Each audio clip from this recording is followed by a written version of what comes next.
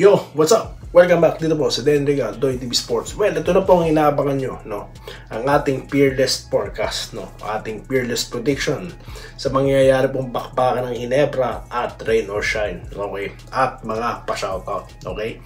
Bago po yan, ako po yung magpapasalamat muna sa inyo guys, no? Sa mga subscriber po ng channel na ito. Sa Facebook din, mga followers, maraming salamat. Sa mga hindi pa po, no? Followers ng Facebook, guys, pa-follow na po. Okay, this is the time. Shoutout pala muna kay Rene Brioso, no? Okay, kay Sir Archie Makirang. Nandito po rin sila sa Facebook, no? Maraming salamat po, no, sa inyo pong patuloy na pagsuporta. Okay, dito na po tayo sa wala na po tayong patumpik-tumpik pa, no? Tutumbukin na natin. Pinakita ko, no, kung paano po maglaro ang rain or shine, no? Wala na po silang pagkakaiba ng TNT, okay? Siguro ang pagkakaiba lang yan ng mga mukha, no? Okay? Pero sa play, nako, tignan nyo lang guys, no? Diba? Tira sa labas, di po ba? Penetration, dribble penetration, atake sa loob, no? So parehas na parehas, no? Tapos yung switching, di ba?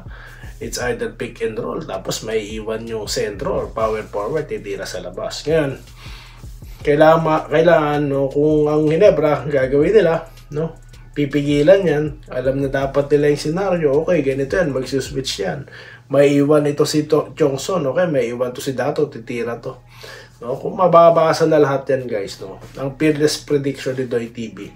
At pagkatapos, ipagpatuloy po, no, nila Barrientos ni Holt, no, ito pong aggressiveness, no, pag-atake sa loob, always look for opportunity na maka-atake, no, tsaka na po yung mga tira sa labas kung talagang libre, no, hindi yung pilit, hindi po yung katulad na ginawa ng TNT, no, na pinilit po nila yung 3-point shot nila, no, nawala dun yung hinahanap na execution, or napigilan ng Ginebra. Pag yun po yung na-duplicate nila, sila po ang mananalo dito. Ganyan po kasimple yan, no? Okay, kung tayo po na simpleng manonood lang ng PBA, no, napansin na itong play, no, una ng TNT at sumunod itong rain or shine, ano pa kaya ang buong coaching staff ng ng Barangay Ginebra na sumasahod, no, para pag-aralan lang yan? So anong ibig ko sabihin, no? Ayan na po, nag-gel na nag-uumpisa na pong mag-gel, no, yung inaasahan po sa lineup ng barangay. Sabi ko nga sa inyo, walang sana dyan dapat manalo yan. Bakit? Inihanda po yung lineup na yan, ibinuo yan, no, para po tumindig sa mga malalakas na koponan sa kahit na anong senaryo. Tingin po natin, nandyan na po, no. Okay, yung TNT mukhang mag-a-adjust pa yan.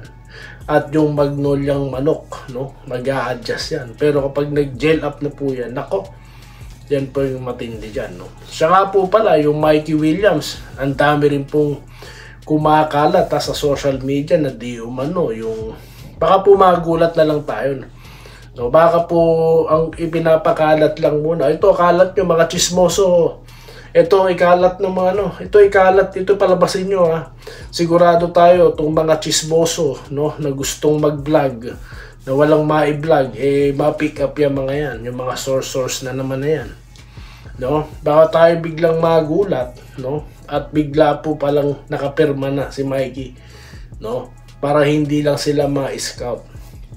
Okay, so ayan po ang matinding sorpresa pag nangyari yan. So ako, hindi ko muna papatulan yan dahil wala naman, di ako naniniwala sa mga source na yan. Yung mga source na yan, nasabi ba nila na iti-trade si Heading? Nasabi ba nila, no, na iti-trade sa bata si Abueva? Di ba hindi? Nagulat na lang ang lahat sa mga trade. So anong mga source na yan? Hayaan nyo silang magguluhan yan. Ako hindi, no. Kakaiba po si Doy TV talaga sa lahat ng mga vlogger. Okay, so shoutout na tayo. Ganyan kasimple, no, shoutout tayo. Okay, napakadami pong nanood, no. Itutuloy na natin ang mga pa-shoutout, no. Dito muna tayo kay Sir Vincent Nava, no, nag-good day.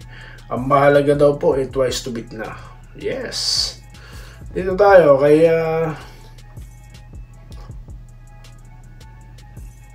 Robert Quijano na nag-good morning. Mga katapat ng Ginebra ang rain or shine. Manalo, matalo. Okay. Twice to beat pa rin. Yan po yung hard work, no? Kapag ka talagang sipag ka, wala ka ng problema, no? Pagdating sa, sa situation na yan, no? Matalo, manalo, no? Pero knowing Ginebra, no? At rain or shine, talagang yan. Talagang ratratan niyang laban na yan, guys, no? Dahil momentum po ang pinag-uusapan dito. Kapag ikaw ay galing sa panalo, papasok ka ng playoffs, maganda po yan, panimula yan, no? Robert Kayabyab, go Ginebra for the win.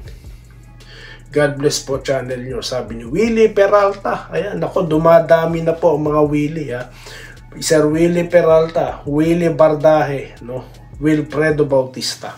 Dumadami na, no? Parang si Sir Bobby Payawal, Bobby Kabading, di ba? Ito po si Sir Wenceslao Hapon, no? Okay, na-excited na rin. Segundo Aurelio, good AM idol, anyari sa TNT, talo na naman, mga siga. Pa-shoutout po from Quezon, Butuan, Bohol. Nag-a-adjust po ang TNT, no? Nag-a-adjust sila dahil new piece po itong si Heading, no? At nag-i-struggle sila, yan pong masakit, no?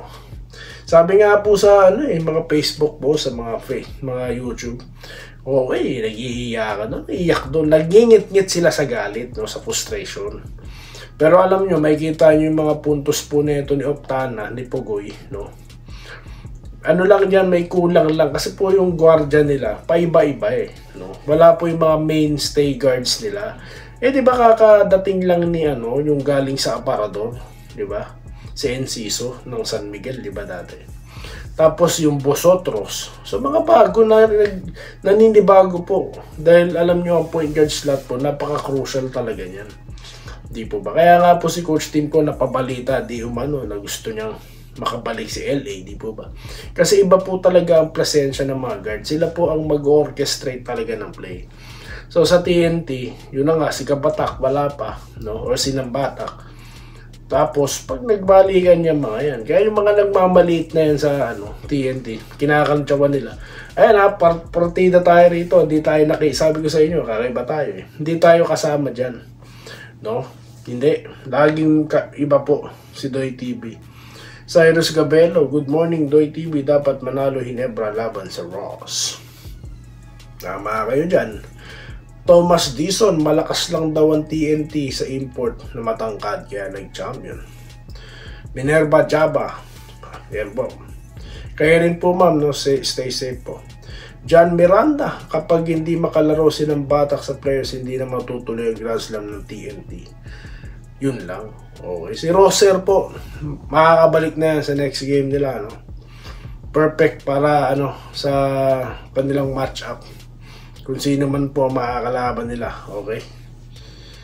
Na-predict na natin mukhang Magnolia di po ba? Edwin Transporte, good evening idol, pa-shoutout, no? Stay safe palagi. Tsaka pala yung isa dyan hindi nyo na makikita magko-comment yun. Para silang plake. Tanong ng tanong. Iisa lang ang tanong. So nagagaya tuloy ako sa kanya, sagot naman ako ng sagot. Kaya tinanggal ko na. No? Ayoko man mag-block po ng mga followers, no?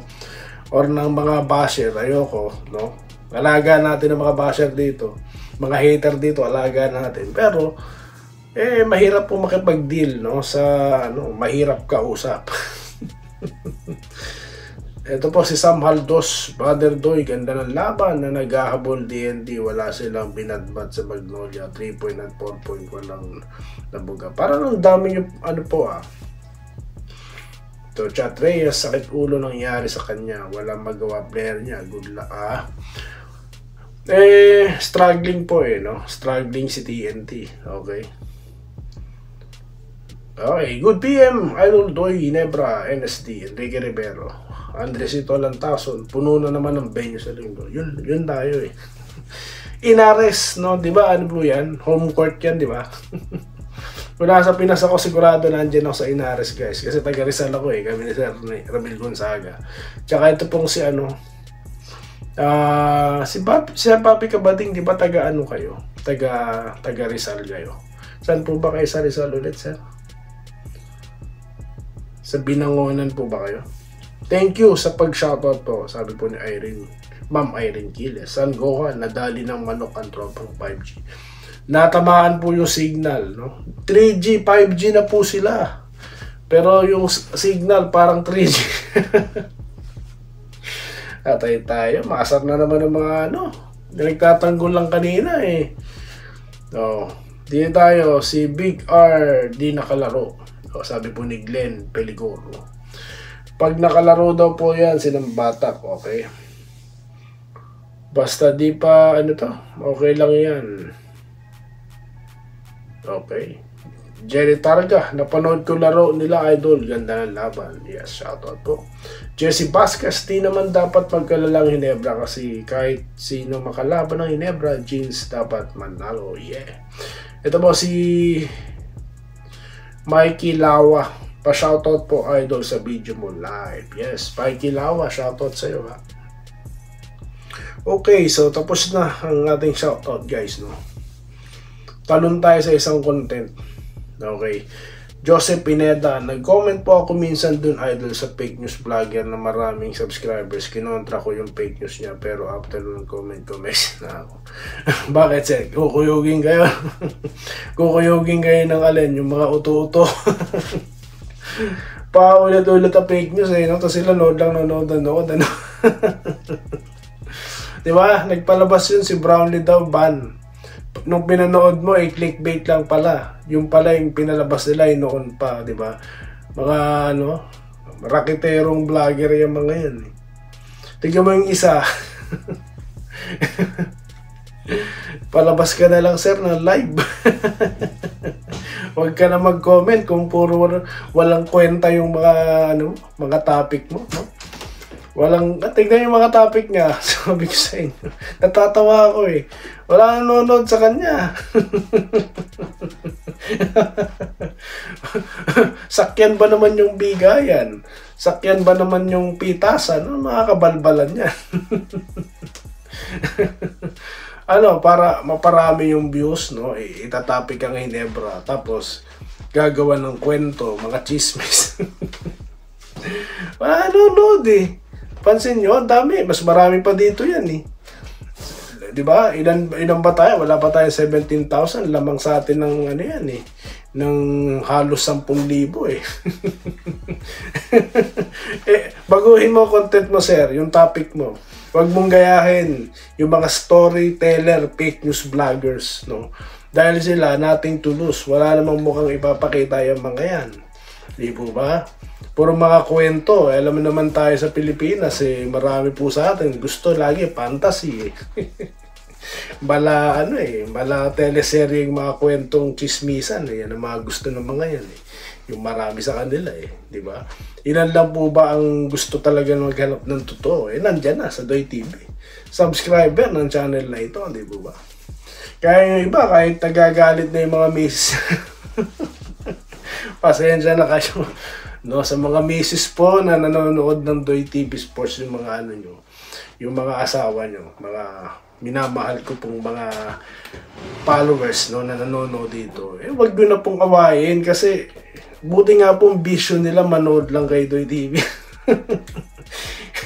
At least they have the great choice, di ba? Kesa naman yung iba dyan, di ba? Kesa naman iba yung panoorin nila, no? Di ba? Ayan na naman ang tawa ni Doy TV. Sige na po guys, no? Magkita-kita tayo after ng laban ng Hinebra. Okay? Sige. Doon tayo magkantsawan. Mga hater, I invite you, pasok kayo doon. Okay? So dito lamang sa DND Doy TV Sports. Muli, maraming salamat sa inyo pong panonood. Salamat po sa panonood. Subscribe na para sa mga susunod na basketball at boxing videos.